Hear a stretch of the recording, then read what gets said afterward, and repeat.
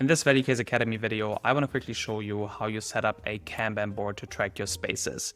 So of course you can track your spaces in a nice way through the action plans, right? The plan progress, the plan status, and so on. However, you might want to have an internal tracking just for you that is not visible to your customer and that you can build a workflow around. So let me just click this button here. This is where you will find the Kanban view.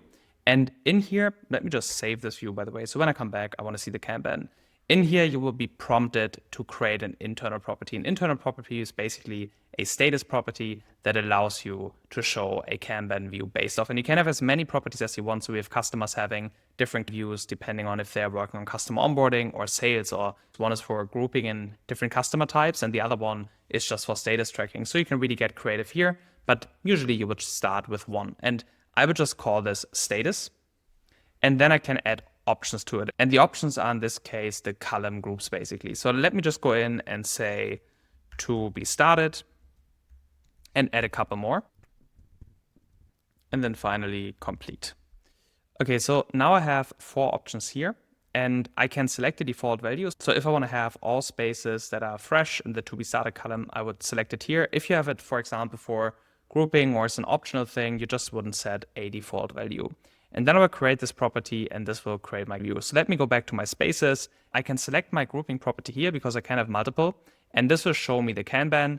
And the cool thing about it is, of course, I can now just move things around. By the way, if you're like interested in automations and so on, you can also automatically have these stages being set based on the action plan or if a form is complete or so, but that's a bit more advanced and will be covered in our workflow videos and tutorials. Another thing that I can do is I can click on properties just like in my spaces list. I can customize what I see on the cards. So maybe I don't want to actually have created at, owner, etc. I can turn all of these off, make the cards easier to read, and then save my changes again. And now I can also switch back to the list view and I will see the same thing here. It would be very easy to just create an additional view that is just the list and have Kanban and list both at the same time, maybe with different information density, right? And also a final thing, as soon as you set up your Kanban, you can go to your columns and then show your status property directly in the space list too. So if you prefer to work with the list, but you still want to have this internal tracking, still please set up this internal property. This would allow you to have the tracking inside here. You might want to build different groups and so on, and this will be really, really helpful. Now, this is how you set up a Kanban in a nutshell. Your whole team can use this and it's shared with all your team members. And this way you hopefully keep a better overview across what is happening in your Valuecase dashboard.